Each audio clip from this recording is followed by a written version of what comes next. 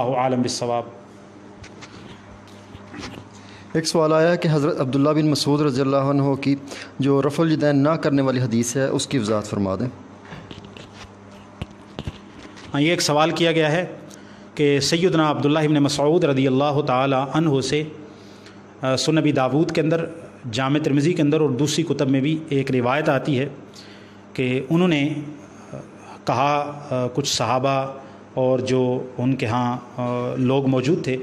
کہ الا اصلی بکم صلاۃ رسول اللہ صلی اللہ علیہ وسلم، کیا میں تمہیں رسول اللہ صلی اللہ علیہ وسلم والی نماز پڑھ کے نہ دکھاؤں؟ تو انہوں نے کہا ہاں۔ تو انہوں نے نماز کے لیے کھڑے ہوئے اور تکبیر تحریمہ کہی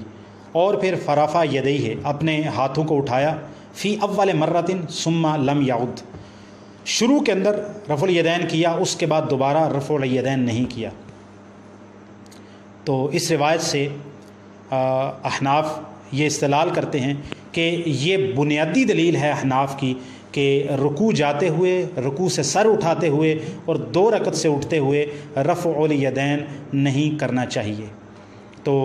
اس روایت کی سند کیسی ہے اور اس روایت کا معنی کیا ہوگا، یا پھر اگر یہ سوال ہے کہ سلفی یا شافعی یا حنابلہ اس پر عمل کیوں نہیں کرتے، وہ رکوع سے سر اٹھاتے وقت رفع الیدین کیوں کرتے ہیں؟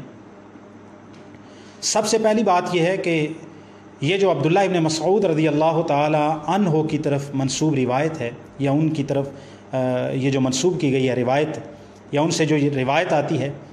اس کی سند ٹھیک نہیں ہے۔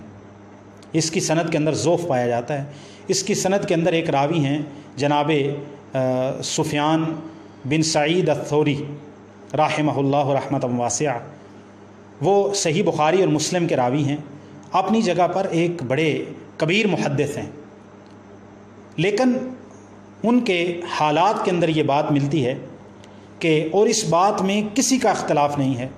یہ بات گویا کہ مجمع علیہ ہے، اتفاقی بات ہے کہ جناب سفیان ثوری رحمۃ اللہ علیہ تدلیس کرتے تھے، وہ مدلس راوی تھے۔ اب مدلس راوی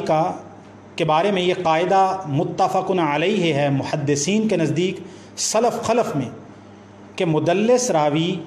جب ان کے ساتھ روایت کرے، محدث کی ان والی روایت، جب تک وہ سما کی، اگر وہ ثقہ راوی ہے، مدلس ضعیف راوی بھی ہو سکتا ہے، پھر اس کے اندر 2 وجہ ہو جائیں گی۔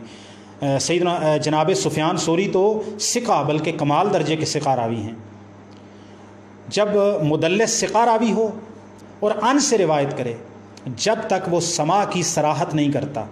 اپنی روایت میں، سما کی صراحت سے مراد یہ ہے کہ وہ کہے حدثنا، اخبرنا، یا سمعتو، یا میں نے سنا، انہوں نے ہمیں بیان کیا، انہوں نے ہمیں خبر دی، یہ جو صراحت کے صیغے ہیں،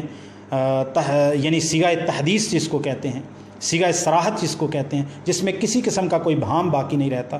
جب تک ثقہ مدلس اپنی ان والی روایت میں کسی اور جگہ پر سما کی صراحت اپنے استاد سے نہیں کرتا، تو اس کی روایت قابل قبول نہیں ہوتی، ما سوائے صحیح بخاری اور مسلم کے، کیونکہ ان کی صحت پر امت کا اتفاق اور اجماع ہو چکا ہے۔ تو آپ اس روایت کو دیکھ لیجئے اس قاعدے کے تحت۔ احناف میں سرفراز خان صفدر صاحب کی کتابیں آپ اٹھا لیں، آپ جو ہے اوپر جا کر ان کے انور شاہ کاشمیری صاحب، جتنے بھی ان کے علماء گزرے ہیں، چاہے وہ حیاتی ہوں، چاہے وہ مماتی ہوں، چاہے وہ بریلوی مکتبہ فکر سے تعلق رکھنے والے ہمارے بھائی ہوں، تو یہ بات ان کے ہاں ان کے ہاں بھی اتفاقی ہے کہ مدلس کی ان والی روایت جب تک اس کی صراحت سما کی نہ مل جائے وہ قابل قبول نہیں ہوتی، وہ محدثین کے ہاں قبول نہیں ہوتی، یہ محدثین کا قاعدہ ہے۔ تو اب اس روایت کو دیکھ لیجئے، یہ جناب عبداللہ ابن مسعود سے جو روایت آئی ہے، اس کے مرکزی راوی کا مطلب یہ ہے کہ ایسا راوی جہاں سے بھی آپ اس روایت کی سند اٹھائیں گے عبداللہ ابن مسعود والی، جس روایت، چاہے مسند احمد سے اٹھائیں، چاہے بہقی سے اٹھائیں، چاہے دارقطنی سے اٹھائیں، چاہے مسند ابی یعلا سے اٹھائیں، یہ میں مثالیں دے رہا ہوں، ضروری نہیں کہ یہ حدیث سب میں موجود ہو، سمجھانے کے لیے مثالیں دے رہا ہوں۔ آپ جہاں سے بھی اس کی سند لے کے آئیں، جتنے طرق سے بھی، استاد شاگرد کچھ بھی تبدیل ہو جائے، وہاں پر یہ مرکزی راوی موجود ہوں گے، سفیان ثوری رحمۃ اللہ علیہ۔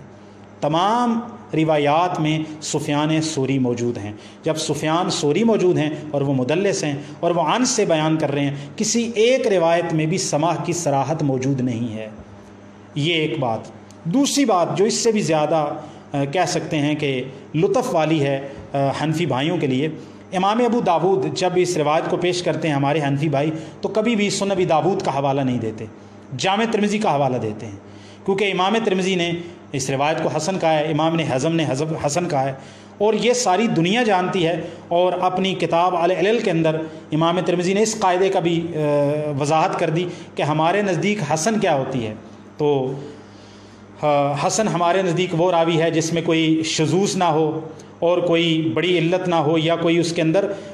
جو ہے وہ کوئی متہم بالکذب یا کذاب راوی نہ ہو، ہمارے نزدیک وہ روایت حسن درجے کی ہوتی ہے۔ تو یہ بھی ساری دنیا جانتی ہے، اور محدثین نے اس پر نص قائم کر رکھی ہے کہ امام ترمذی رحمہ اللہ اور امام حاکم جو مستدرک والے ہیں، ان کی تصحیح سے کبھی آپ نے دھوکہ نہیں کھانا، اور امام ترمذی رحمہ اللہ کی تحسین سے آپ نے کبھی دھوکہ نہیں کھانا، کیونکہ یہ تحسین کرنے کے اندر متساہل واقع ہوئے ہیں۔ اور اسی طرح امام حاکم جو ہے وہ تصحیح کرنے، کسی حدیث کو صحیح قرار دینے کے اندر متساہل واقع ہوئے ہیں۔ اسی طرح امام ابن حبان کے بارے میں ہے کہ وہ توثیق کرنے کے اندر متساہل واقع ہوئے ہیں۔ تو لہٰذا اس کو ترمذی سے پیش کرتے ہیں، سنن ابی داود سے پیش نہیں کرتے۔ وجہ کیا ہے کہ امام ابو داود رحمۃ اللہ علیہ نے یہی روایت انہی الفاظ کے ساتھ، اسی تقریباً سند کے ساتھ نقل کرنے کے بعد کہتے ہیں ھذا مختصر من حدیث طویل، یہ ایک لمبی حدیث کا ایک مختصر ٹکڑا ہے، ولیس ہوا بصحیح علی ھذا المعنی یا فی ھذا المعنی۔ یہ روایت، یہ جو شاید ملتان کا ادارہ ہے امدادیہ، میں نے اس سے سنن ابی داود پڑھی ہوئی ہے درسی طور پر، میرے پاس وہ نسخہ تھا، گھر میں پڑھا ہوا ہے، گویا صفحہ نمبر 117 کے اندر یہ عبارت موجود ہے۔ امام ابو داود فرماتے ہیں کہ یہ ایک لمبے جو ہے نا حدیث کا ایک ٹکڑا ہے، وَلَيْسَ هُوَ بِصَحِيحٍ فِي هَذَا الْمَعنَى یا عَلَى هَذَا الْمَعنَى، کہ یہ روایت اس معنی میں صحیح نہیں ہے۔